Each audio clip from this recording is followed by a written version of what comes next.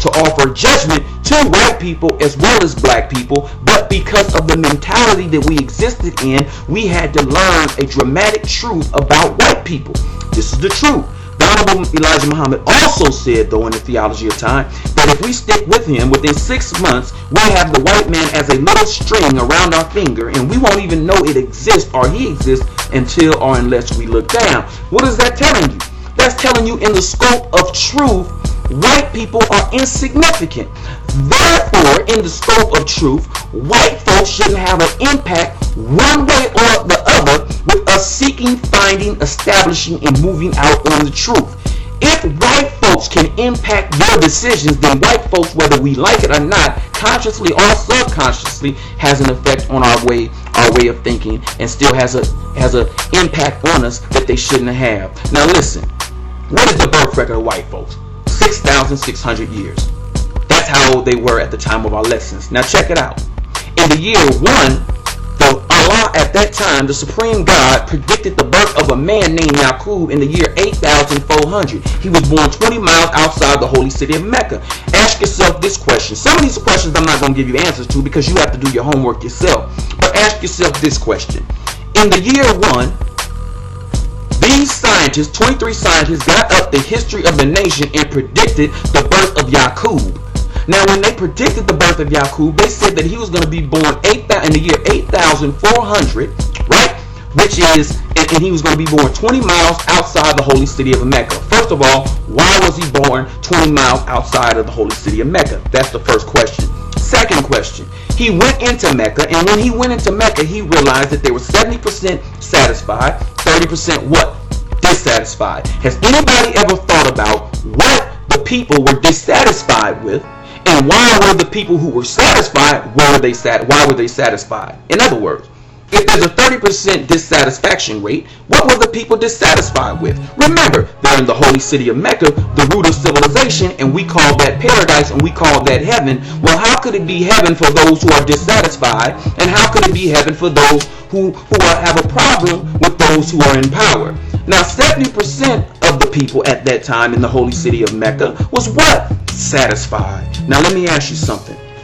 If there was a 100% group of people in Mecca, but the earth is 196,940,000 square miles, and Mecca, which is not just the Mecca that we see today, at that time, Mecca in the Egyptian Nile Valley was all one area. Let me ask you something.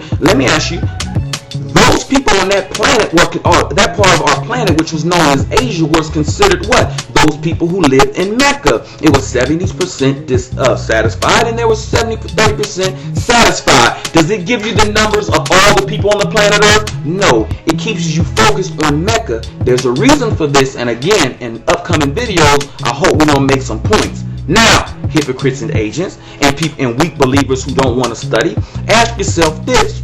When Yaqub came and he began to teach to the dissatisfied, he was trying to make converts. What are converts? Converts are individuals who believe in one thing, but they're made over or to believe into another thing. Reverts mean what? You come back to something that you were already were at some point. So reverts means you come back to something. Convert means that you come from something to something else. What did Yaqub himself use to attract his new converts? Anybody know? Go to Message to the Black Man, Making of the Devil, and you will read that what Yaqub himself used to make new converts is Islam. Did you hear what I said? He used Islam to make new converts. Now, what was Islam? Do we believe that this Islam was fasting in the month of Ramadan? No, because the Holy Quran that we see today was revealed in a 30-day period called Ramadan to Prophet Muhammad, peace and blessings be upon him, 1400 years ago. So we know 6,600 years ago they weren't practicing Ramadan because Ramadan was what? Ramadan was not established because the Holy Quran that we read today had yet to be revealed. Correct?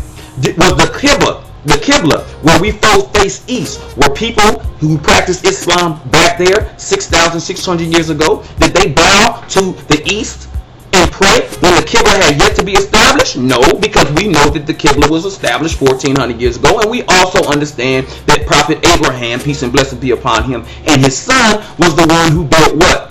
the mosque in Mecca. He's the one who established the Kaaba, right? So that means 6,600 years ago, even though Yaqub was teaching Islam, it was not the Islam that we know today. Was it 5 prayers a day? No. So what was the Islam?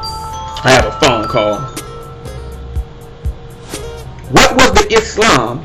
What was the Islam that they practiced? Well, the Honorable Elijah Muhammad teaches us in the lesson that Islam is mathematics and mathematics is Islam. Therefore, what did Yaqub use to get the new converts?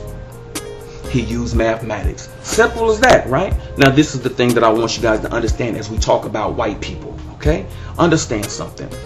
White people were made 6,600 years ago. Actually, Yaqub began his move 6,600 years ago, okay? Give or take a few years. And what happened is that once white people became quote-unquote white people, they've been on this planet for 6,000 years. But what is the birth record of Buddhism? The birth record of Buddhism is 35,000 years old. That means if you subtract 6,000 years, which is the birth of the white man, from 35,000 years, what do you have? You have 29,000 years. That means 29,000 years before the birth of Yaqub or the white man, we, the original people of the planet, was participating in a religion other than what? Other than Islam. Even though Islam was mathematics and mathematics was Islam, Buddhism was established, and that Buddhism was contrary to the Lord of the world. How do we know? Well, in one of the books that I have right here, and feel free to read it anytime you want.